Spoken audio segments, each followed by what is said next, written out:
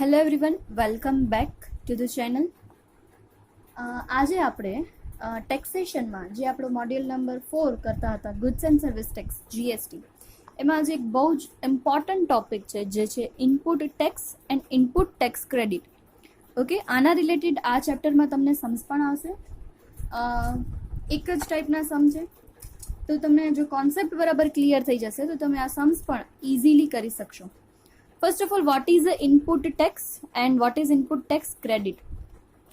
તો જોઈએ, GST has revolutionized the world of India, and direct taxation and input tax credit are its key features which help in eliminating cascading effect of taxes. જે મેં તમને પહેલા કીધું હતું બરાબર, જે શું કરે છે તો જે કેશકેડિંગની ઇફેક્ટ જે આપણી પ્રીવિયસ ટેક્સેશન સિસ્ટમમાંથી એ રિમૂવ કરે છે અને સાથે સાથે શું કરે છે, ટેક્સ ક્રેડિટ બી આપે છે. અને એ ટેક્સ ક્રેડિટ, ઇનપુટ ટેક્સ ક્રેડિટના વજહથી કોઈ પણ વ્યક્તિ છે એ વચ્ચેથી ટેક્સ ઇવેઝન કરતી નથી. જેમ મેં તમને લાસ્ટ લેક્ચરમાં કીધું હતું એવી રીતે કે જો વચ્ચેથી કોઈ પણ એક વ્યક્તિ છે GST પેમેન્ટ નહીં કરે તો એની પાછળવાળાને અને એની આગળવાળાને ઇનપુટ ટેક્સ ક્રેડિટ નહીં મળે. દેટ્સ વાય બધા એવું જ પ્રિફર કરશે કે એ લોકો GST પેમેન્ટ કરતા હોય એને જ શું કરશે, પરચેઝ ઓર સેલ કરશે. When one buys a raw material as an input to create and sell products, he has to pay the tax on the material, that is input.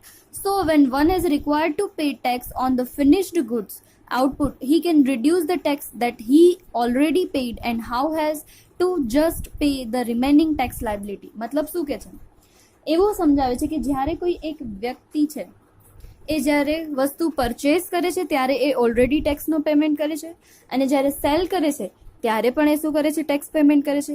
યાની purchase કરે છે ત્યારે બી ટેક્સ, સેલ કરે છે ત્યારે બી tax. તો એની વચ્ચે જે મિડલમાં આવશે બરાબર, કારણ કે ઓજી ટેક્સ હશે એ એનો નહીં હોય બરાબર, એ શું કરશે, આગળવાળાને કેરી ફોરવર્ડ કરશે અને લાસ્ટ સુધી એ કન્ઝ્યુમર સુધી એ ટેક્સ પહોંચશે.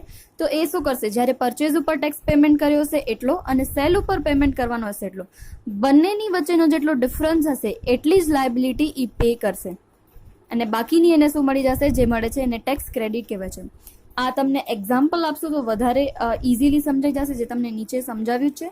Meaning of the terms under GST law, the term input denotes a goods except capital goods used by a supplier during his business to make an outward supply, and this term which refers to service denotes any service used by a supplier during his business to generate supplies outwards. Input tax is a tax imposed on the person when he receives a supply of a goods and service which are used for his business.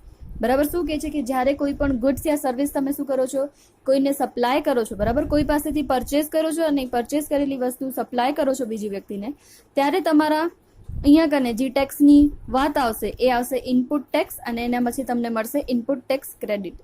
Yes, તો તમને હવે અહીંયા કને નીચે સમજાવેલું છે, tax payer is allowed to take a credit of a tax paid on inputs as a self-assessed in his return. Input tax credit means the time of paying a tax on output, you can reduce the tax you have already paid on inputs. બહુ જ easy વેમાં તમને કહી દીધું છે કે જ્યારે તમે કોઈ વસ્તુ પરચેસ કરો છો ત્યારે તમે ટેક્સ પેમેન્ટ કરો છો, દેટ ઇઝ ઇનપુટ, અને જ્યારે તમે કોઈ વસ્તુ સેલ કરો છો ત્યારે તમને જેનો એટલો તમને જે ટેક્સ પેમેન્ટ કરવો પડે છે.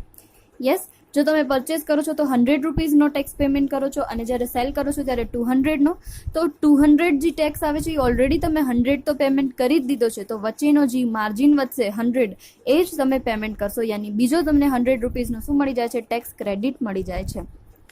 તમને એક એક્ઝામ્પલ આપ્યું છે કે ટેક્સ પેબલ ઓન આઉટપુટ યાની ફાઇનલ પ્રોડક્ટ ઇઝ 45,000 અને જ્યારે તમે પરચેસ કર્યો તો tax paid on the input purchase is 30,000.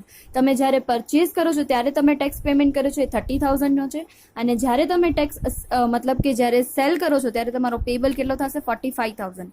So one can claim input tax credit of 30,000 and only need to pay 15,000 as a GST. Difference દેખાય છે, જ્યારે તમે સેલ કરો છો ત્યારે 45,000નો તમારો ટેક્સ પેબલ થાય છે અને ઓલરેડી તમે જ્યારે વસ્તુ લીધી હતી ત્યારે 30,000નો ટેક્સ તમે ભરી દીધો છે. દેટ મીન્સ કે વચ્ચેનો જે માર્જિન બચે છે 15,000 એ જ હવે તમારી લાયબિલિટી પેમેન્ટ રહેશે, તો તમે 15,000નો જ ટેક્સ પેમેન્ટ કરશો. ઓકે, હવે અહીંયા તમને સમજાવ્યું છે GST supply chain example assuming GST rate of 12%. હવે તમને અહીંયા કીધું છે supply of a goods, GST flow, input cost excluding GST, sell price excluding GST, and GST collected. Okay, so first of all, a Weaver Union sells a super fine fabric to ready-made garments manufactured at the rate 1120 per meter. અહીંયા કને કેવી રીતે થાય છે? તો એ input કાંઈ નથી લેતો, ઇનપુટનો કોઈ જ એક્સપેન્સ નથી. એ ખાલી પોતાનો વેવર યાની કે જે મેઇન વ્યક્તિ છે કોટનમાંથી વેવર દોરા બનાવી અને એ ફેબ્રિક ક્રિએટ કરીને એ શું કરે છે? રેડીમેડ ગાર્મેન્ટ મેન્યુફેક્ચર છે એ સેલ કરે છે. તો એની સેલ પ્રાઇસ 1000 છે. તો એને કોઈ વસ્તુ પરચેઝ નથી કરી. યસ, પરચેઝ કરી હોત તો પરચેઝમાં અમાઉન્ટ આવત, પણ એને કોઈ વસ્તુ પરચેઝ નથી કરી. એના પાસે જે વસ્તુ છે એનામાંથી એ વસ્તુને સેલ કરે છે. That means sale price 1000 rupees છે. આ 1000 રૂપીઝ ઉપર 12% જીએસટી એટલે 120 થશે. યસ, એટલે 1000 પ્લસ 120 એ વસ્તુ કેટલામાં વેચશે? 1120 પર મીટરમાં વેચશે. હવે the manufacture of readymade garment છે sales the readymade shirts to a retailer shop to 2800 per piece. હવે આ કેવી રીતે થશે? તો ફર્સ્ટ ઓફ ઓલ એને શું કર્યું છે? આ મૂકી દઈએ, સેકન્ડથી શરૂ કરીએ. પહેલા 1000 રૂપીઝનો એ ઇનપુટ માલ લે છે. હવે તમે આગળ જોયું તો અહીંયા કને એને વેચ્યું 1120, પણ એને અહીંયા કને ઇનપુટ તરીકે કેટલો લેશે? એક્સક્લુડિંગ જીએસટી યાની 120 એનો જીએસટી માઇનસ કરીને 1000 રૂપીઝનો લેશે. અને પોતાની વસ્તુ છે એ સેલ કેટલામાં કરે છે? 2500માં સેલ કરે છે. તો મેં તમને સૌથી ફર્સ્ટ લેક્ચરમાં જેમ સમજાવ્યું હતું, તો એની વેલ્યુ એડિશન કેટલી? 2500માં સેલ કરે છે, 1000માં એને પરચેસ કરી હતી, તો એનો વેલ્યુ એડિશન કેટલો? 1500. 1500 એનો પોતાનો વેલ્યુ એડિશન છે. એના ઉપર 12% દેટ ઇઝ 180. યાની એ સેલ કરે છે તો ત્યારે એને સેલ ઉપર કેટલા પર્સન્ટેજ જીએસટી થશે? 12%, 180 જીએસટી થશે. બટ જ્યારે એને પરચેસ કર્યો ત્યારે ઓલરેડી 120 એને શું કરી દીધા હતા? પેમેન્ટ કરી દીધો હતો. Yes, so the manufacture pays the GST of ₹180. પેલા એ 180 જીએસટી પે કરી દેશે. And after input tax credit of 120 and the weaver union will also claim ITC of 120. અને પછી શું કરી દેશે? ઇનપુટ ટેક્સ ક્રેડિટ અંડર 120 નો રિટર્ન લઈ લેશે. એટલે એના ભાગે એકચ્યુઅલી પેમેન્ટ કરવાનો કેટલો આવ્યો? 60 રૂપીઝ જેટલો એને ટેક્સ પેમેન્ટ કરવાનો આવશે. ફરીથી રિપીટ કરી દઉં, શું કર્યું છે? જો 1000 રૂપીઝનો એને જે ઇનપુટ લીધો એના ઉપર પોતાનું વેલ્યુ એડિશન કરીને 2500માં સેલ કરે છે. દેટ મીન્સ એનો વેલ્યુ એડિશન કેટલો થયો? તો 1500નો વેલ્યુ એડિશન થયો. વેલ્યુ એડિશન ઉપર 12% દેટ ઇઝ 180. તો ઓલરેડી જ્યારે એને પરચેસ કર્યો ત્યારે 120 એને ટેક્સ તરીકે પેમેન્ટ કર્યો હતો. હવે નેક્સ્ટ એ 180 ટેક્સનો પેમેન્ટ થાય છે. તો પેલા 180 એ પે કરશે અને પછી 120નો ઇસ્યુ લઈ લેશે, ટેક્સ ક્રેડિટ લઈ લેશે. ઓકે, હવે આ વ્યક્તિ છે એ શું કરે છે? 2800માં સેલ કરે છે. 2800માં સેલ કરે છે, એ મળે છે રિટેલરને મળે છે. હવે રિટેલર શું કરશે? તો એને આમ ટેક્સ એડ કરેલો નહીં, એને તો 2500માં વિધાઉટ ટેક્સ એના પોતાના બિઝનેસમાં ઇનપુટ થયો. એ 2500માં મળેલી વસ્તુ એ 5000માં સેલ કરે છે. વિધાઉટ ટેક્સ જ વિચારવાનું છે. સો 2500માં મળેલી વસ્તુ એ 5000માં સેલ કરે છે. તો એની વેલ્યુ એડિશન કેટલી થઈ? તો એની વેલ્યુ એડિશન છે 2500. સો 2500 ઉપર 12% કરીએ એટલે મળે 300. યાની 300 છે એ શું થશે? સેલ કરેલી વસ્તુ ઉપર ટેક્સ પેમેન્ટ થશે. યસ, તો હવે આ જે 300 રૂપીઝ એ જે ટેક્સ પેમેન્ટ કરે છે, અહીંયા જે એને પોતાની વેલ્યુ એડિશન ઉપર 12% 300 રૂપીઝનો જે ટેક્સ પેમેન્ટ કરવો પડે છે, બરાબર? તો 300 એ અહીંયા પેમેન્ટ કરે છે અને આગળ 180 એન્ડ 120 ઓલરેડી 300 બીજા પેમેન્ટ થઈ ગયા છે. એટલે ટોટલ ટેક્સ કેટલો થઈ ગયો છે? 600 થઈ ગયો છે. યસ, તો હવે 600ના ટેક્સમાંથી એ શું કરશે? પોતે જેટલો પેમેન્ટ કર્યો છે એટલો એ પોતાનો ટેક્સ શું કરાવી શકશે? ઇનપુટ ક્રેડિટ તરીકે મેળવી શકશે. Okay, so out of 600, 300 and manufacture claim ITC of 180 also. Retailer છે એ 300નો ટેક્સ ક્રેડિટ માંગશે અને આગળ જે મેન્યુફેક્ચર છે એ 180 પોતે જેટલો પેમેન્ટ કર્યો હતો એટલો.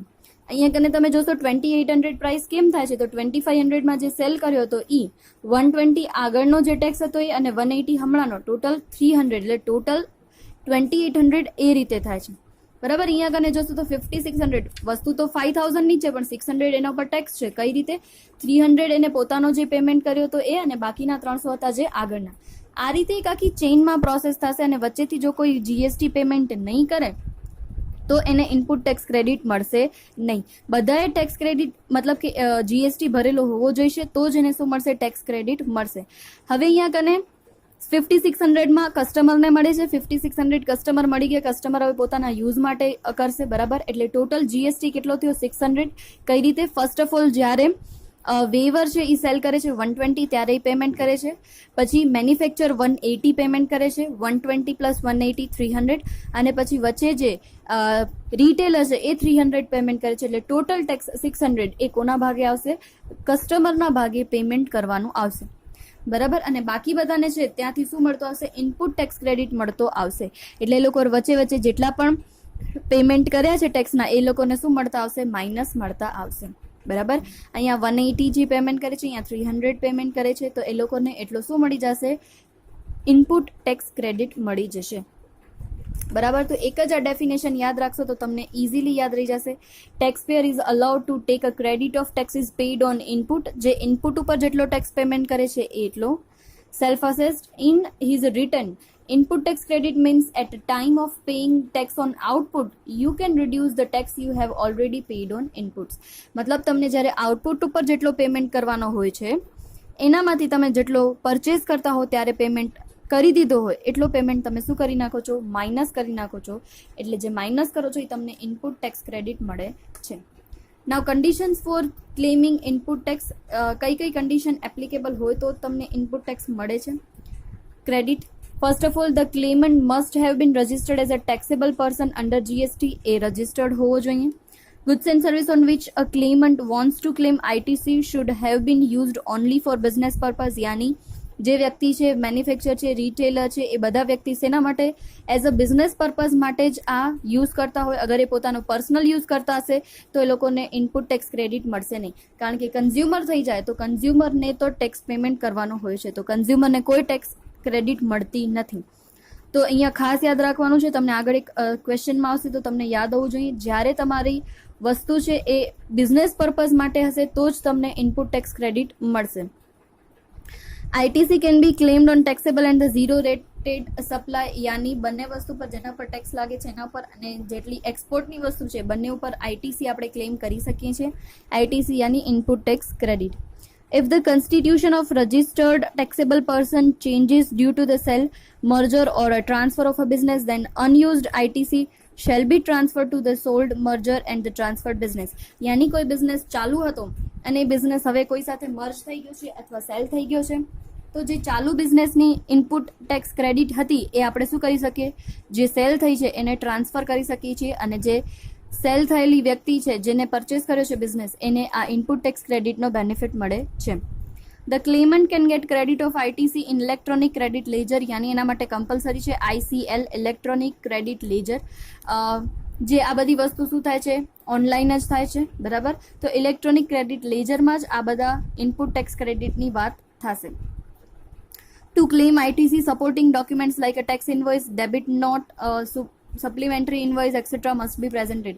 અગર તમારા પાસે જ્યારે ITC ક્લેમ કરો છો ત્યારે તમારા પાસે ઇનવોઇસ નથી તો તમને ITC મળશે નહીં. ઇનવોઇસ ઇમ્પોર્ટન્ટ છે, મતલબ કે તમે જે બિલ તમારા પાસે હોવું કમ્પલસરી છે તો જ તમે સાબિત કરી શકશો કે યસ તમે GST ઓલરેડી પરચેસ ટાઈમે પેમેન્ટ કર્યો છે, તો જ તમને ટેક્સ ક્રેડિટ મળશે. To claim ITC, the input tax must have been paid through the electronic cash ledger or electronic credit ledger. જે આગળ વાત આવી, બરાબર, કે ઇનપુટ ટેક્સ ક્રેડિટ મેળવતા પહેલાં તમે પેમેન્ટ કરેલું હોવું જોઈએ ઇનપુટ ટેક્સનું, તો જ તમને ક્રેડિટ મળશે, અને through electronic cash ledger or credit ledger. It is a mandatory to file all the applicable GST returns under section 27. યાની બધી જ વસ્તુઓ શું કરવી છે? કમ્પલસરી હાજર કરશો તો જ તમને મળશે. For a goods which are received in lots, ITC can be claimed only after the claimant has received the final lot. યાની તમને તમારી વસ્તુ છે એ પાર્ટમાં મળે છે, બરાબર. ફર્સ્ટ લોટ આવી ગયો, સેકન્ડ આવ્યો, થર્ડ આવ્યો, ફોર્થ આવ્યો, તો તમારા બધા જ લોટ્સ જ્યારે કમ્પ્લીટ થઈ જશે ત્યારે તમને GST નો ઇનપુટ ટેક્સ ક્રેડિટ મળશે. એવું નહીં કે એક લોટ મળી ગયો તો એક લોટનો ITC લઈ લીધું. કમ્પલસરી બધા જ લોટ કમ્પ્લીટ થઈ જશે એના પછી જ તમને ઇનપુટ ટેક્સ ક્રેડિટ મળશે, બરાબર છે. હવે ITC તમને ક્યારે મળી શકે? તો ITC તમને ક્યારે નહીં મળે? તો first of all ITC can not be claim for the goods and service use for personal purpose. મેં તમને હમણાં જ કીધું, કોઈ પણ મેન્યુફેક્ચર છે એ પોતાના બિઝનેસમાંથી અમુક વસ્તુ છે એ પોતાના પર્સનલ યુઝ માટે લઈ લે છે. દેટ મીન્સ કે એટલી વસ્તુ પર એને ITC મળશે નહીં. કારણ કે ત્યારે મેન્યુફેક્ચર પોતે શું બની જાય છે? ફાઇનલ કન્ઝ્યુમર બને છે.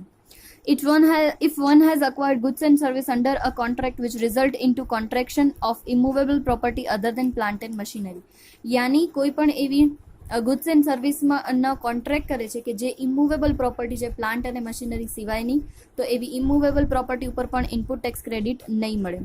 If one has a paid a tax on goods and service under the GST composition scheme, અગર કોઈ વ્યક્તિએ જીએસટી કમ્પોઝિશન સ્કીમ અંડરમાં પોતાનું પેમેન્ટ કર્યું હશે તો પણ એને ઇનપુટ ટેક્સ ક્રેડિટ મળશે નહીં.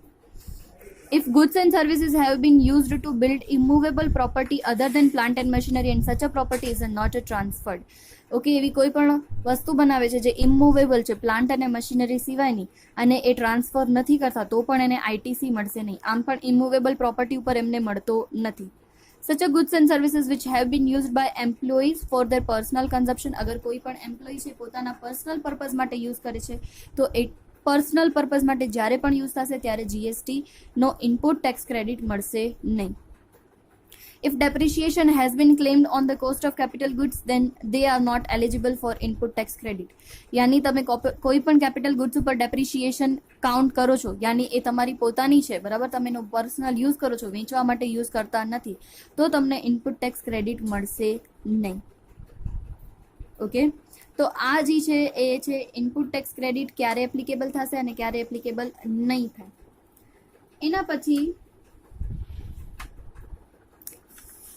મેઇન જે છે એ તમને કઈ ક્રેડિટ સામે શેની ક્રેડિટ મળશે આ ઇમ્પોર્ટન્ટ છે, બરાબર. મેં તમને આગળ કીધું હતું કે જ્યારે તમે ઇન્ટ્રા સ્ટેટ ટ્રાન્ઝેક્શન કરો છો, યાની સ્ટેટની અંદર ને અંદર, ત્યારે તમને સીજીએસટી યાની central goods and service tax અને એસજીએસટી યાની state goods and service tax તમને પેમેન્ટ કરવો પડે છે. અને જ્યારે તમે ઇન્ટર સ્ટેટ કરો છો, યાની ગુજરાત અને રાજસ્થાન વચ્ચે તમારો જ્યારે બિઝનેસ થાય છે ત્યારે તમને આઈજીએસટી પેમેન્ટ કરવો પડે છે. તો હંમેશા યાદ રાખવાનું કે કઈ ક્રેડિટ સામે, તો તમારા ઘણા બધા સેલ હશે ને, તમે સ્ટેટની અંદર ને અંદર સેલ કરતા હશો એન્ડ ઓલ્સો તમે શું કરતા હશો, સ્ટેટની બહારે પણ સેલ કરતા હશો. તો ક્યારે તમને આઈજીએસટી લાગે છે, ક્યારે સીજીએસટી લાગે છે ને ક્યારે એસજીએસટી લાગે છે. અને એ પણ વાત યાદ રાખવા જેવી છે કે સીજીએસટીની ઇનપુટ ટેક્સ ક્રેડિટ હોય તો એ કોની લાયબિલિટી સામે આપણે એને સેટ ઓફ કરી શકીએ, બરાબર. તો એ તમને ખાસ ઇમ્પોર્ટન્ટ છે. How is the input tax credit used. તમારા પાસે અલગ અલગ ટાઈપની ટેક્સ ક્રેડિટ છે, તો તમે એની કઈ લાયબિલિટી સામે યુઝ કરી શકશો.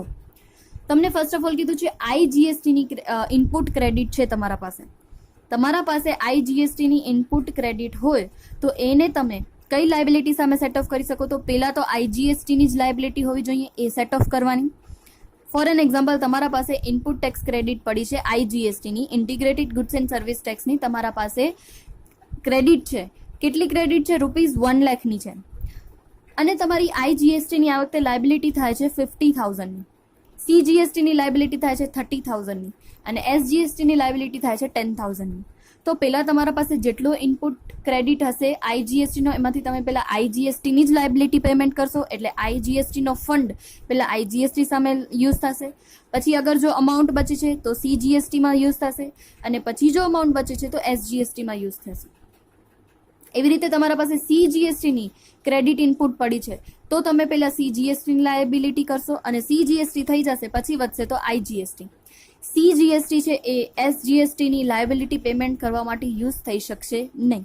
એવી જ રીતે એસજીએસટી છે તો એસજીએસટીની ઇનપુટ ક્રેડિટ છે એ પહેલાં એસજીએસટી સામે જ સેટ ઓફ થાય, અને એસજીએસટી સામે સેટ ઓફ થઈ જાય પછી વધે તો આઈજીએસટી સામે થાય. યાની સ્ટેટની ઇનપુટ ક્રેડિટ એ સેન્ટ્રલ સામે યુઝ નહીં થાય અને સેન્ટ્રલની છે એ સ્ટેટ સામે યુઝ નહીં થાય. આ તમે સારા સમ્સ જોશો ત્યારે તમને વધુ આઈડિયા ક્લિયર આવશે. સાથે તમને જોવું હોય તો અહીંયા કને તમને કીધું છે, જો નંબર આપી દીધા છે કે આઈજીએસટીની જો તમારા પાસે ક્રેડિટ હોય તો તમે પહેલાં લાયબિલિટી આઈજીએસટીની પે કરી શકો, પછી સીજીએસટીની થાય અને પછી એસજીએસટીની. પછી અહીંયા કને સીજીએસટીની હોય, બરાબર, તો અહીંયા કને સીજીએસટીમાં સૌથી પહેલી પોતાની સીજીએસટીની લાયબિલિટી પેમેન્ટ થાય અને બીજું આઈજીએસટી મળે, એસજીએસટીને મળતું નથી. અને એવી રીતે એસજીએસટીમાં પહેલાં એસજીએસટી પેમેન્ટ થાય અને પછી આઈજીએસટીને મળે, એમાં એસજીએસટીને પરમિટ નથી, બરાબર છે. તો આના રિલેટેડ આપણે સમજીએ ઇલેસ્ટ્રેશન નંબર 4, 5 અને 6, જેમાં તમને આના રિલેટેડ સમ આપ્યા છે. ઓકે, તો તમે આવી જાઓ પેજ નંબર 333 એના ઉપર ઇલિસ્ટ્રેશન નંબર 4 આપ્યો છે. એકદમ ધ્યાનથી સમજો, આ તમને સમ છે. મોસ્ટલી થિયરી પૂછાય છે, પણ આ વખતે સિલેબસમાં सम्स ઇન્ક્લુડ કર્યા છે, તો सम्स પણ મે બી પૂછાઈ શકે, તો કરી લેવા ઇઝી રહેશે. જો Mr. Ajay, a registered supplier of a goods, pays a GST under the regular scheme and provides the following information for the month of May 2019. એના પાસે જીએસટી ના છે. ઇન્ટરસ્ટેટ આવે, ઇન્ટરસ્ટેટ એટલે IGST લાગે. Intrastate taxable supply of goods 2 lakh and intrastate purchase of goods. હવે જો જ્યારે સેલ કરીએ ત્યારે આપણને મળે આઉટપુટ ટેક્સ, અને પરચેસ કરીએ, પરચેસ કરવાથી હંમેશા આપણને શું મળે? ઇનપુટ ટેક્સ ક્રેડિટ મળે. સેલ કરવાથી આપણને ટેક્સની લાયબિલિટી મળે. ધ્યાનથી સાંભળજો, સેલ કરો છો ત્યારે તમને પોતાને ટેક્સ પેમેન્ટ કરવો જ પડશે, બરાબર. અને જ્યારે આઉટપુટ પરચેસ કરી હશે, એ પરચેઝ ઉપર તમને શું મળી જશે? ક્રેડિટ મળશે. તો જેટલી પણ તમારી પરચેઝ હોય તો એ પરચેઝને શું કહેવાશે? તમારી ઇનપુટ ટેક્સ ક્રેડિટ કહેવાશે. અને સેલ કરશો એટલે તમારી ટેક્સ લાયબિલિટી ક્રિએટ થશે. ફરીથી રિપીટ કરું છું, પરચેઝ કરશો ત્યારે તમારી શું ક્રિએટ થશે? ઇનપુટ ટેક્સ ક્રેડિટ ક્રિએટ થશે.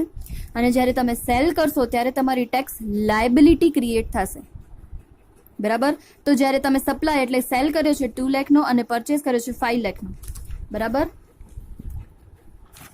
અને તમને અહીંયા કને આપી દીધું છે he has the following input tax credit at the beginning of May 19. એના પાસે ઓલરેડી આટલી અમાઉન્ટની ક્રેડિટ પડેલી છે. CGST, SGST અને IGST ત્રણેના રેટ આપી દીધા છે, 9%, 9% and 18%. Both inward and outward supply are exclusive of taxes whether applicable. All the conditions necessary availing the ITC have been fulfilled. મતલબ બધી જ કન્ડિશન પૂરી થઈ ગઈ છે, તમને અહીંયા કન્ડિશન વિચારવાની જરૂર નથી. તો હવે સૌથી પહેલાં આપણને જેટલો ટેક્સ પે કરવાનો છે એના માટે ગોતી લઈએ. યાની આપણે જે સેલ કર્યો છે, તો સેલ ઉપરની આપણે ગોતી લઈએ કેટલી થશે. તો તમે સેલ કર્યો છે, પહેલાં ઇન્ટ્રાસ્ટેટ માટે જુઓ. ઇન્ટ્રાસ્ટેટમાં કયા ટેક્સ લાગશે? તો જેમ આગળ વાત કરી હતી, ઇન્ટ્રાસ્ટેટ ટ્રાન્ઝેક્શનમાં CGST અને SGST બંને લાગશે. તો intrastate supply of goods, supply of goods યાની તમે સેલર છો, ઓકે. સેલર તરીકે જ્યારે પણ તમે કામ કરો છો ત્યારે તમારી ટેક્સની લાયબિલિટી ક્રિએટ થાય છે. સો 2 લાખનો તમારો ઇન્ટ્રાસ્ટેટનો ટ્રાન્ઝેક્શન છે, તો 2 લાખ ઉપર 9% CGST 18,000 અને SGSTનો સેમ રેટ છે, તો 2 લાખ ઉપર 9% SGST 18,000. યસ, એટલે ટોટલ તમારો થશે ઇન્ટ્રાસ્ટેટ માટે 36,000. અને ઇન્ટરસ્ટેટનો ટ્રાન્ઝેક્શન છે 10 લાખ, યાની એક સ્ટેટથી બીજા સ્ટેટ સાથે તમે ટ્રાન્ઝેક્શન કર્યું છે, એના ઉપર લાગુ પડે હંમેશા IGST. સો 10 લાખ ઇન્ટુ 18% થઈ જશે તમારા 1,80,000. સો તમે આ વખતે જેટલો સપ્લાય કર્યો છે એના ઉપર તમને ટેક્સ પેમેન્ટ કેટલું થાય છે? 1,80,000 ઇન્ટરસ્ટેટનો અને 36,000 ઇન્ટ્રાસ્ટેટનો. સો ટોટલ થશે 2,16,000. ઓકે, હવે આપણે વાત કરીએ કે આપણા પાસે કેટલી ટેક્સ ક્રેડિટ છે. Input tax credit, yes, ITC. તો તમને કીધું કે મે 2019ની જ્યારે શરૂઆત હતી ત્યારે પાસે આપણે ઓપનિંગ કેટલી પડી હતી? ઓલરેડી હતી આપણા પાસે 20, 30 એન્ડ 25. ટેક્સ્ટ બુકમાં ભૂલ છે, અહીંયા 30 આવશે. 20, 30 એન્ડ 25. જે મેં તમને આગળ વાત કરી, તમે જ્યારે પણ કોઈ ગુડ્સ પરચેસ કરો છો, જેવો તમે પરચેસ કરો એટલે તમારી ઇનપુટ ટેક્સ ક્રેડિટ વધે, અને સેલ કરો એટલે તમારી ટેક્સની લાયબિલિટી વધે.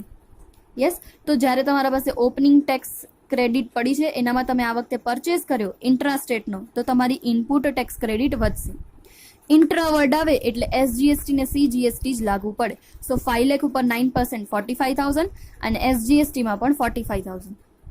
સો ટોટલ આપણા પાસે હવે ટેક્સ ક્રેડિટ કેટલી પડી છે? તો CGSTની 65, SGSTની 75 અને IGSTની 25,000. આટલી આપણી ટેક્સ ક્રેડિટ છે. સામે આપણે ઉપર ટેક્સ લાયબિલિટી પણ ફાઇન કરી છે. હવે આપણે એને સેટ ઓફ કરીએ. કમ્પ્યુટેશન ઓફ GST પેબલ, કેટલો આપણને GST પેમેન્ટ કરવો પડશે. સો CGST, SGST ને IGST. પહેલા આપણા પાસે કેટલી ક્રેડિટ પડી છે? Input tax credit available. So CGST માટે 65, SGST માટે 75 એન્ડ IGST માટે 25,000. જેમ હમણાં આપણે વાત કરી, CGST નો ફંડ છે તો એ પહેલા CGST ની લાયબિલિટી માટે જ યુઝ થાય. તો CGST ની લાયબિલિટી કેટલી છે? 18,000. તો CGST સામે CGST ની લાયબિલિટી કરી આપણે 18,000. એવી રીતે એસજીએસટી નો ફંડ છે, તો એસજીએસટી ના ફંડમાં શું થાય, પેલા એસજીએસટી ની જ લાયબિલિટી થાય. સો 18,000 એસજીએસટી ની લાયબિલિટી માઇનસ કરી. અત્યારના આઈજીએસટી છે, તો આઈજીએસટી સામે આઈજીએસટી ની, તો આઈજીએસટી ની ક્રેડિટ 25 હતી અને આપણી લાયબિલિટી કેટલી ક્રિએટ થઈ હતી, 1,80,000. સો 25 માંથી 1,80,000 માઇનસ કરી દીધા. બરાબર. તો આન્સર આપણને મળે છે સીજીએસટી માં હજી ક્રેડિટ વધે છે 47, એસજીએસટી માં ક્રેડિટ વધે છે 57 અને આઈજીએસટી માં તો નેગેટિવ બેલેન્સ આવી ગઈ, યાની કે હવે આપણા પાસે ક્રેડિટ નથી, એટલો આપણને ટેક્સ પેમેન્ટ કરવો પડશે. બટ વેઇટ, આપણને ખબર છે કે સીજીએસટી નો અગર ફંડ વધે તો આપણે ક્યાં વાપરી શકીએ, આઈજીએસટી ની લાયબિલિટી માટે વાપરી શકીએ, અને એસજીએસટી નો બી ફંડ વધે તો આપણે ક્યાં વાપરી શકીએ, આઈજીએસટી માટે વાપરી શકીએ. તો સીજીએસટી અને એસજીએસટી બંનેની જે ક્રેડિટ પડી છે એ બંનેનો ટોટલ કરીને આપણે આઈજીએસટી ની શું કરશું, લાયબિલિટી ઓછી કરી દઈશું. યસ. સો 1,55,000 આઈજીએસટી ના છે, એનામાંથી આ બંનેનો ટોટલ કર્યો એટલે 1,04,000 એનામાંથી શું થઈ જશે, આપણી એટલી લાયબિલિટી ઓછી થઈ જશે. અને હવે આપણને ઓનલી એન્ડ ઓનલી કેટલો પેમેન્ટ કરવો પડશે, 51,000 નો જ પેમેન્ટ કરવું પડશે. યસ. તો આવી રીતે જીએસટી ની કેલ્ક્યુલેશન થાય. ઇન્ટરસ્ટેટ એન્ડ ઇન્ટ્રાસ્ટેટ બંનેની પહેલા ઇનપુટની ક્રેડિટ ફાઇન થાય અને ક્રેડિટમાંથી પછી લાયબિલિટીનું પેમેન્ટ થાય. ઓકે. સીજીએસટીમાં હંમેશા સીજીએસટી સામે સીજીએસટીની લાયબિલિટી પે થાય, પછી એસજીએસટી સામે એસજીએસટીની લાયબિલિટી પે થાય, અને અગર એ લોકો બેનો જો કોઈ ફંડ વધે છે તો આપણે આઈજીએસટીને પ્રોવાઈડ કરી શકીએ છીએ એ લોકોને લાયબિલિટી ઘટાડવા માટે. ઓકે, ક્લિયર છે? એવી રીતે તમને ઇલસ્ટ્રેશન નંબર 5 આપ્યું છે, એમાં શું કીધું છે, તમને કીધું છે કે fun pharma private limited, a registered supplier, is engaged in the manufacture of taxable goods. The company provide the following information of GST paid on the purchase services available by its during a month May 2019. Now determine the amount of input tax credit available with Fun Pharma Private Limited for the month of May 2019 by giving necessary explanation for the treatment of various items. All the conditions necessary for availing the input tax credit have been fulfilled. મતલબ કે એ લોકોની જેટલી પણ condition છે તો બધી પૂરી એ લોકોએ કરી જ છે. હવે આપણને કહેવાનું છે કે આ ટ્રાન્ઝેક્શનમાં એ લોકોને ઇનપુટ ટેક્સ ક્રેડિટ મળશે કે નહીં મળે, અને મળશે તો કેટલી મળશે. યસ. ફર્સ્ટ એ લોકોનો ટ્રાન્ઝેક્શન હતો purchase of a cabs used for the transportation of its employees. હંમેશા યાદ રાખવાનું, ઇનપુટ ટેક્સ ક્રેડિટ તો જ મળે જો તમે શું કરો છો, વસ્તુ પરચેસ કરો છો અને એ વસ્તુનો સેલ કરો છો. હવે તમે અહીંયા કેબ્સ લીધી છે અને કેબ્સનો યુઝ શેના માટે કરો છો, તો તમારા એમ્પ્લોયના ટ્રાન્સપોર્ટેશન માટે કરો છો. તો અહીંયા તો તમે સેલ તો કરતા જ નથી. યસ. તો તમે સેલ નથી કરતા, અહીંયા તમે પોતાના શેના માટે યુઝ કરો છો, પોતાની ફેસિલિટી માટે યુઝ કરો છો. દેટ મીન્સ કે અહીંયા કને આ યુઝ થશે નહીં. અગર તમે અહીંયા ટ્રાન્સપોર્ટેશન ઓફ ગુડ્સ હોત, અગર ગુડ્સમાં તમે જો ટ્રાન્સપોર્ટેશન કરવા માટે આ વેન લીધી હોત યા કેબ્સ લીધી હોત તો તમને જીએસટીનો રિફંડ મળત, પણ અહીંયા એમ્પ્લોય માટે છે તો અહીંયા તમને મળશે નહીં. એમ્પ્લોય હોય યા પોતાના પર્સનલ યુઝ માટે હોય તો ક્યારે પણ ઇનપુટ ટેક્સ ક્રેડિટ મળે નહીં. તો તમે ગુડ્સ માટે લીધી હોત, બરાબર, તો તમને અહીંયા કને મળી શકે. એના પછી સેકન્ડ કીધું છે, on inputs consisting of 3 lots out of which first lot was receive during the month. હમણાં જ આપણે વાત કરી કે જીએસટીની ઇનપુટ ટેક્સ ક્રેડિટ તમને ન મળી શકે. ક્યારે ન મળી શકે? જો તમારો લોટમાં વસ્તુ આવવાની હોય અને એ લોટમાંથી તમારો હજી પહેલો જ લોટ આવ્યો છે, જ્યારે 3 લોટ આવી જશે ત્યારે તમને ઇનપુટ ટેક્સ ક્રેડિટ ડેફિનેટલી મળશે. પણ અહીંયા કને તમારા એક જ લોટ આવ્યો છે એટલે તમને અહીંયા કને મળશે નહીં. જ્યારે લાસ્ટ લોટ આવી જશે ત્યારે તમને ઇનપુટ ટેક્સ ક્રેડિટ મળશે. એના પછી on capital goods out of 3 items invoice for 1 item was missing and GST paid on that item was 25,000. તમને કીધું છે કે તમે કેપિટલ ગુડ્સ મંગાવ્યા છે, અહીંયા કોઈ ક્લેરિફિકેશન નથી, બરાબર કે. તો હવે અહીંયા કને તમને શું કીધું છે કે ઇનવોઇસ એટલે કે બિલમાં એક બિલ ખોવાઈ ગયો છે અને જે બિલ ખોવાઈ ગયો છે 25,000 નો હતો. તો આગળ તમને કીધું હતું કે તમને જો ઇનપુટ ટેક્સ ક્રેડિટ મેળવવું હોય તો કમ્પલસરી તમારા પાસે ઇનવોઇસ હોવો જોઈએ. જેનો ઇનવોઇસ ખોવાઈ ગયો છે એ ઇનવોઇસનો તમને ટેક્સ ક્રેડિટ મળશે નહીં. સિમ્પલ. સો 2,50,000 માંથી એક ઇનવોઇસ જે 25,000 નો ખોવાઈ ગયો છે એ મળશે નહીં અને બાકીનો જે છે એ તમને ટેક્સ ક્રેડિટ મળશે. That is 2,25,000. એના પછી on outdoor catering service availed on women's day 72,000. હવે આઉટડોર કેટરિંગ એવું કાંઈ પણ કરે છે વુમન્સ ડેના તો એવી રીતે જે આઉટડોર કેટરિંગ છે એ આઈટીસી માટે અવેલેબલ નથી. તો આના ઉપર આપણને ઇનપુટ ટેક્સ ક્રેડિટ મળશે નહીં. તો આટલા બધા જીએસટી પેમેન્ટ કર્યા છે એમાંથી એને માત્ર ને માત્ર 2,25,000નો જ જીએસટીનો ક્રેડિટ મળશે. એના સિવાય બીજો કોઈ જ એને આઈટીસી મળવાના નથી. તો આવું તમને એમસીક્યુમાં પૂછી શકે, યા આવો શોર્ટ સમ 2 યા 4 માર્કમાં યા તો 6 માર્કમાં તમને પૂછી શકે કે કયામાં ઇનપુટ ટેક્સ ક્રેડિટ મળી શકે અને શેનામાં આપણને ઇનપુટ ટેક્સ ક્રેડિટ ન મળી છે. યસ, આના પછી આપણે એક ઇલસ્ટ્રેશન 6 લેશું અને હજી થોડી થિયરી છે એ કમ્પ્લીટ કરશું. તો આના રિલેટેડ પાછળ તમને એક્સરસાઇઝમાં સમ આપેલા છે, તો તમે તમારી રીતે એ થોડા રોજ ટ્રાય કરજો. સો આઈ થિંક 1 to 5 સમ તમે ટ્રાય કરજો. કોઈ ડાઉટ હોય તો તમે પૂછી શકો છો. હજી ઇલસ્ટ્રેશન 6 આપણો એવો જ છે, એ બાકી રાખશું. એ નેક્સ્ટ વિડીયોમાં આપણે લેશું. Okay, thank you.